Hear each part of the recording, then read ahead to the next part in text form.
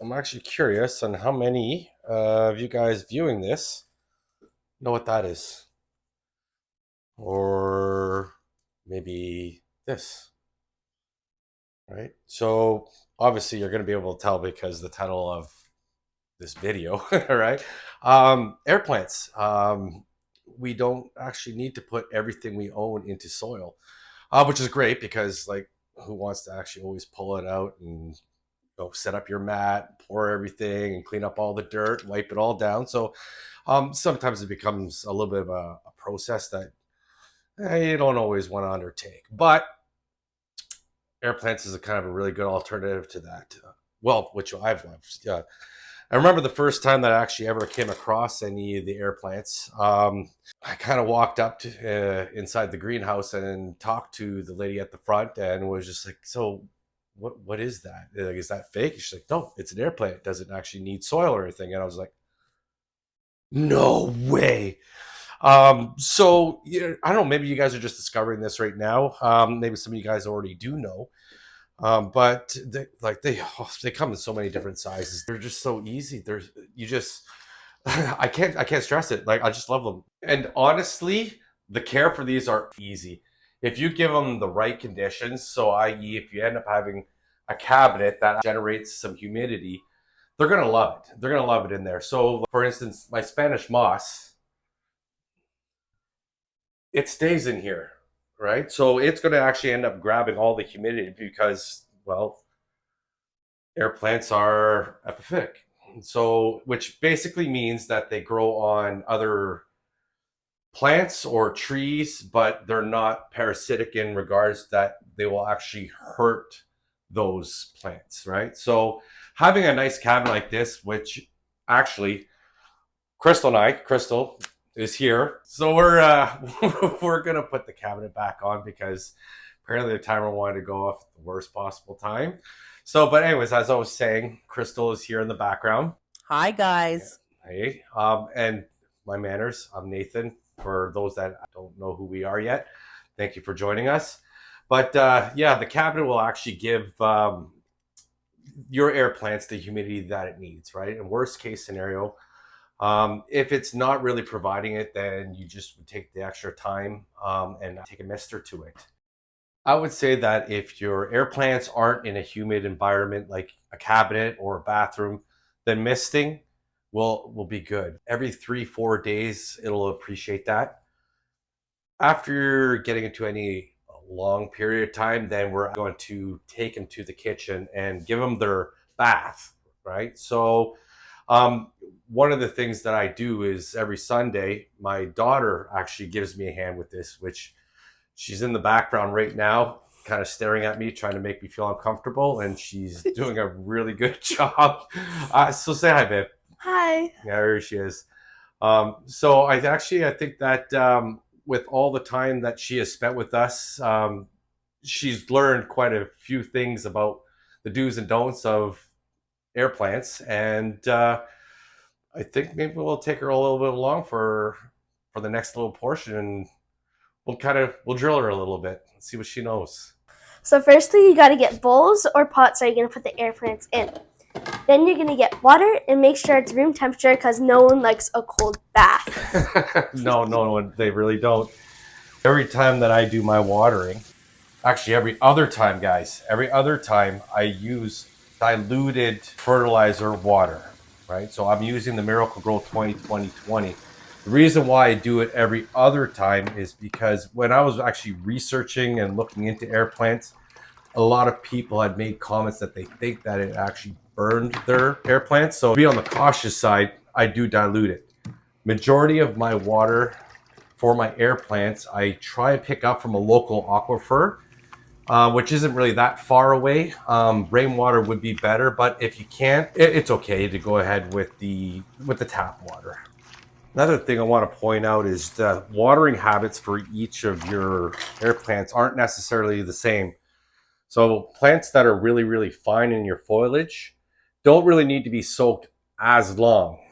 Whereas something like the Xerographicas, where it's thick, it can withstand and would really actually appreciate a little bit of a longer soaking. So these ones are going to soak a little bit longer, where these ones, they really don't need a long time.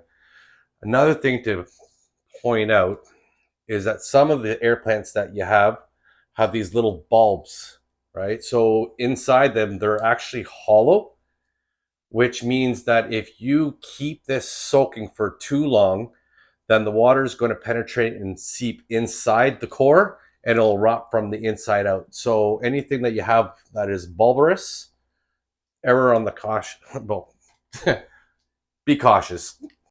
Now you're gonna let the air plants soak in the water. For the bigger air plants, you're gonna let them soak to 40 minutes to an hour. But with the smaller ones, you're gonna let them soak for around 5 minutes.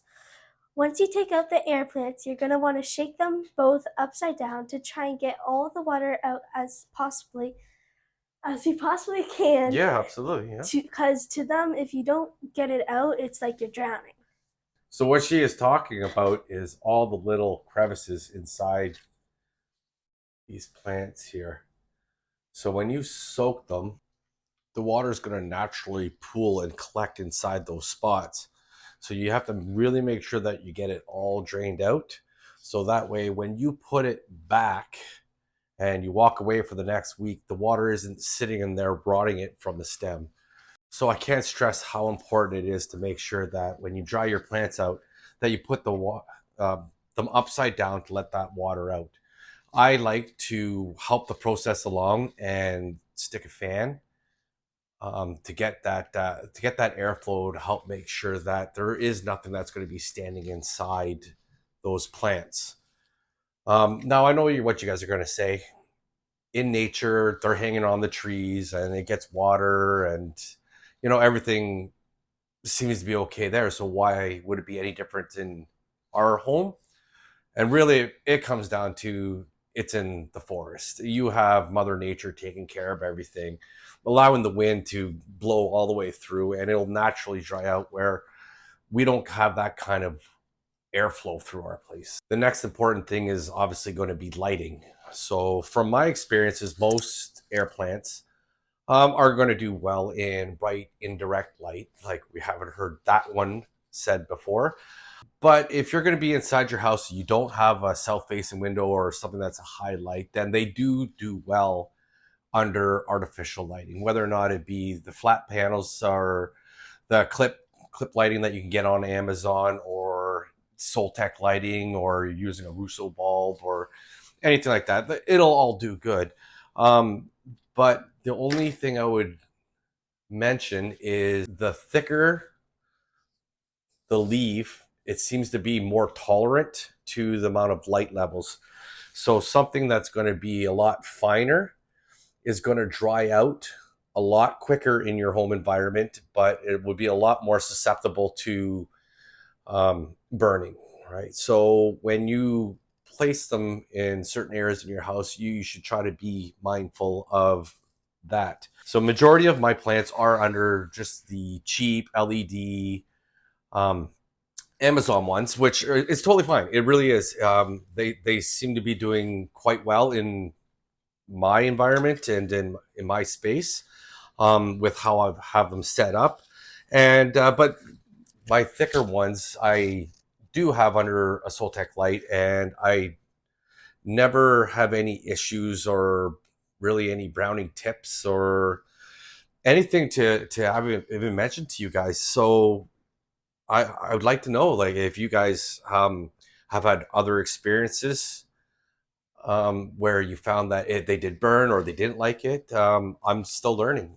So if you have a tip, put it down in the comments, and I would love to be able to chat about it and keep passing this information on back and forth. So now you're at the point where you get to let your creative side shine. So if you have your proper setups with light requirements at the very basic and minimum, then you get to start playing with it. So I have a few setups throughout my house that are adequate, and it gives you a chance to display and create new setups that kind of speaks to your style, and it lets you showcase everything. So the last thing we need to discuss here, guys, is the life cycle of the air plants. They have an average span of 3 to 5 years. I'm pretty confident with that. And what ends up happening is that they'll bloom once in their lifetime. So here is where it used to bloom. And I think I have a photo which I should throw up on the screen. But once it dies, it basically signals that this plant is on its way out, right? What it's going to do to pass on its genetics is it's going to give you, I believe, 1 to 3 pups. 1 or 3 pups should be popping out along the base here. I haven't had the privilege yet to witness it, but I'm actually pretty excited about this one, and I try to make sure that it gets fertilized properly so that that way I could really encourage that new growth. So yeah, when basically once the pups, from what I've read, once it is about a third of the size of the mother plant, then it can actually be picked off and you'll actually have 3 other plants. So like, let's root for it, guys. So thank you again for spending your time with us. We appreciate it. Please hit the like, subscribe button. Watch our videos. Let us know how we do. We're not, we don't mind any kind of criticism or constructive or not. But we do try to get a video out about every week or so, whenever kids allow us. We all know how kids keep us busy. So, anyways, thank you again, and we'll see you on your next. Bye, guys.